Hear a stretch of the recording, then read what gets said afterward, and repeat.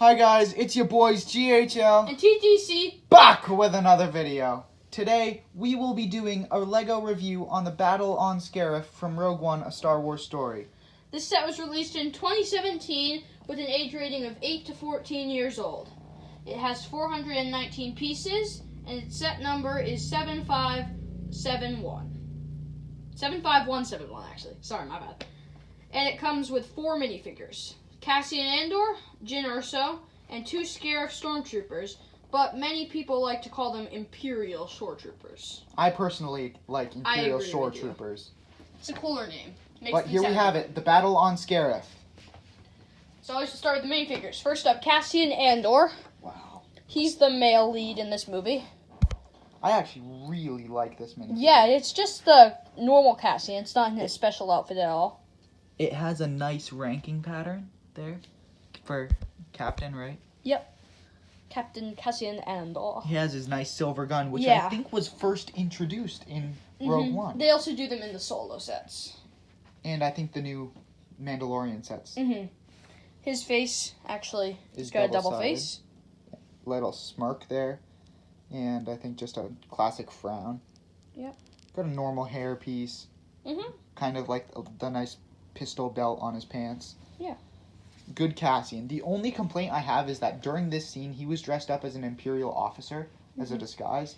He's not in disguise, but Jyn is. So I would have liked to see either them both in normal or both in Imperial costumes or one of each. Yeah. So this is Jyn Erso. She's in Imperial costume. She's got her nice little helmet. You can change it out for her Change hair. that out. Yep. I think she's dressed up as an Imperial ground crew. Very nice. Very I think cool. she has a double face also, yeah. Oh, you put the helmet on Snarl. Oh, whoops, my bad. So that's a great helmet. She's actually got the normal gun, not the silver one. The Imperials carry normal guns in this. But that's a cool disguise minifigure, and I like how it comes with the helmet and yeah, the I like hairpiece. it when sets come with the different accessories so that you can change them when you're playing with them. And lastly, the Imperial Shoretroopers, or as this set calls them, Scarif Stormtroopers. It actually comes with 2 of these, and they've got cool blasters. So these blasters were actually seen in the very old series Galaxy Squad. And not as this, but as like broken off like that. And I'm not sure. And they just added some old school binoculars onto them and made some really cool double blasters. I'm not sure if those has been introduced in Star Wars ever, these type of blasters. Maybe not. The TIE Striker in the Phase 1 of Rogue One series Legos, but I think he's got the normal clone face. Yeah, they both have normal clone faces. But this is why the set's minifigures are desired, because these are super, super cool minifigures. Very cool. I love these minifigures. Yeah, and they're perfectly accurate to the movie, actually. Great torso, great helmet, markings all over it, great legs. Great detail on it. I think even the back, look at that. Definitely our favorite minifigures in the set. Alright, let's move to the actual set. So take away the minifigures. This is actually seen on the Imperial Hover Tank set, which I think is $30? 30 or 40. Cheapest one besides the battle packs.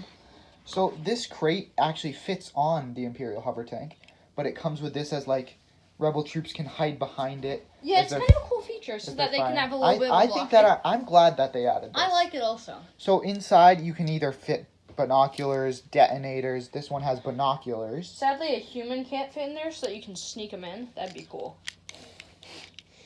But yeah, you can fit most accessories in there. I think that's a cool addition. Alright, so very cool feature of this set. It actually opens up. Yeah, so on both sides. So what you've got to do first is you just have to flip these back. Flip these switches back. And then it pulls out. Very cool. It's storage for detonators and blasters with the control panel. And this is, I believe, representing the master switch. I think it is. That Bodhi Rook has to plug it in and to power the signal to get to Leia's Tantive Force so they can get the Death Star plans. I mean, I think that this sliding piece is awesome. It's like, brings extra weapon storage, bombs, even the master switch. I'm glad they included. I am too. So it's got some nice shrubbery around it. Yeah, some nice trees around it, some antennas like all throughout. This antenna actually has a cool feature. It falls down, up and down, as acting as a like exploding antenna, trying to block the signals. Another tree up here, and I think this is representing a landing platform. Maybe for an ATST. Yeah, maybe for something like that. This is my favorite feature of the set. So there's the two kind of open areas here, and you could actually just push down on them. You push on the other one, I'll push on this one. And then they just pop off. It's very cool. It's just a simple up and down thing. But you can actually put detonators in there. There's detonator pieces in there, as you can see. I love that. I think that is super cool. Because they actually do, in the movie, they detonate the entire... all over the base, and then Critic gets all scared and sends out all the stuff. Yep. And they've got the nice red siren lights, tons of stickers around it. Yeah. I'm not sure if that's necessary. I think it makes it look like a landing platform. Yeah, I do too. Again, like we said, ground vehicles. ATST perfect in there. It really does. Those spaces. We've fit our ATST on there, and it fits perfectly. Yeah, check out our video for the Rogue One ATST walker. You got some nice stickers to open it up. They have a little bit of trouble getting. So the only thing I don't. Wait, before I get to this, I think that this set kind of looks like the Endor bunker. You know what I'm saying? Like, I can see that. Not really, but like, this is like kind of the control panel they're trying to get into. I have one complaint about this also. All right, well, let's hear yours first. When they go into this place, it's actually a moving flat elevator that sends them down a hallway. This is just an open room behind it. And they did what they could. A little bit of. So that was not my complaint. That was not my complaint. My complaint is this has to be over for the door to open. That is a little bit annoying. That is my only complaint. If you're trying to like film a Lego movie or something like that, or if you want to play with it without opening it to make it look very accurate, you have to knock that over. So they have to explode it first before they can even open it. So if they're trying to get in undisguised, that's a little bit of a no-no. But we'll just pop it down, and these slide open very nicely. They do. As you can see, there's little tabs on the end so that you can pull them open. Tabs on the end that you can push.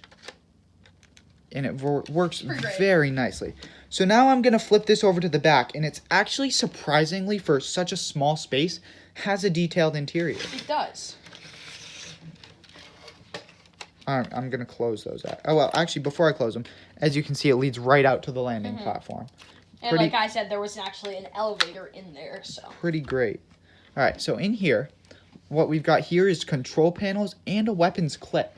On both sides, actually. All over, actually.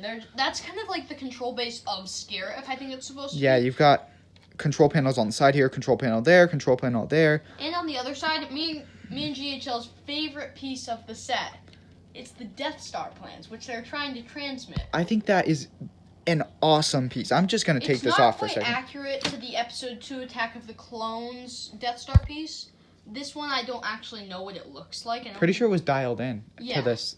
I don't think it was an actual physical piece, but that's so cool that they come with that. I don't think any other set comes with Death Star plans. Well, the Dooku battle comes with... Oh, yes, it does. It does from Attack of the Clones comes with one, but it's the red one from Attack of the Clones. Yes, the actual. This one is the black chip that they translate from Rogue One, which Very I think that it's awesome that they included this. Since this came out in the second wave of Rogue One sets, I wasn't sure if they were actually going to include a Death Star plan. Or even Scarif. Like, there was nothing on Scarif, yet that was the biggest scene. That was the big battle. Yeah. And that was the Geonosis of Rogue One. Yeah, this is an awesome piece. So... That's pretty much the entire set. There's a lot red of cool siren lights. I think this is, like, a really good play set, honestly. It is. Because it comes with some great minifigures. If you get the other ones that kind of go hand in hand with it, like the ATST. You could recreate the whole Battle of Scarif. It's very cool. Plus, with all the explosions and the controls, it's Lego's cool. Getting well done for this. Yeah. So, actually, I have another complaint that's not on the set. Oh. I think that this set is overpriced. It is. I'm not positive that it was a $50 set, but I'm pretty sure that it was a $50 set. So, if it is a $50 set, as we saw from our ATST video, that was $40, and it has about 40 pieces more. But this $10 set has more guys, more accessories, more playable. I think it's a way better set. it's whatever you feel like is worth it. I personally think it's worth it. I agree with that. TTC definitely. says it's worth But I it. still think it's overpriced. I think it should be a $40 set. I don't even know. I think maybe a 45.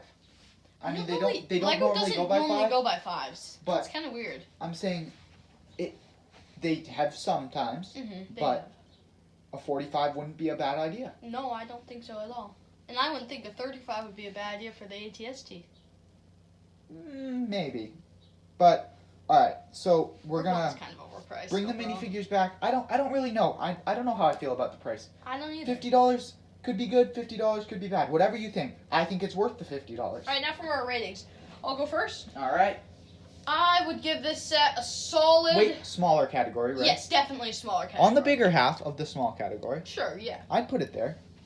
I'd give this set a solid 4.5 stars. That's pretty good. I think it could use some more guys. If it's $50, it could use 2 more guys. Maybe another, like a stormtrooper, because they did have a lot of Storms stormtroopers. and shores. Stormtrooper, maybe K2SO. He's right with them in the scene. Yeah. It could definitely. I definitely K2SO. agree with K2. All right, let's keep going. Yeah, that's honestly really it. I honestly It's am awesome. stuck between it. I'm stuck between 4.5 and 5. There's a couple things that I would have rathered. Like I said, I think it should be bigger in the back, like an elevator. I thought that would have been really cool. Yeah, I love maybe that scene. maybe pop it up to a $70 set, $60. Mhm. Make like a little base back here. I loved that part of the movie. I thought it was so cool how it was a flat elevator and they just kind of sped through it. Mhm. I would have liked that. So I'm gonna give that 4.5. I am also stuck between 4.5 and 5. Mhm. I think that this set is absolutely incredible. For the second wave of Rogue One, we had no idea what was coming. No. We And got 2 great sets, the Y-Wing. The Y-Wing, and this. I'm pretty sure the battle packs too. Yeah, the battle axe were the I'm second phase. not positive, but yeah. So I hate to say it, but 4.5. Also, the feature where it has to flip down. Yeah, to open it's the a doors, little disappointing. That's kind of annoying just to do that And every time. I would have preferred not an extra shore trooper. I mean, that would have been nice, obviously, but I would have preferred a K2 and Cassian in his Imperial suit. That would have been cool. But 4.5's all around. I would Stuck recommend this between- set to I would anybody absolutely who recommend wants- anyone who wants a Rogue One set. I think this is the set to buy for Rogue One. I agree. It's not that expensive, Yeah, but it's still a great set. it's that $50 range. I think that's doable. Mhm. So yeah, that concludes our video.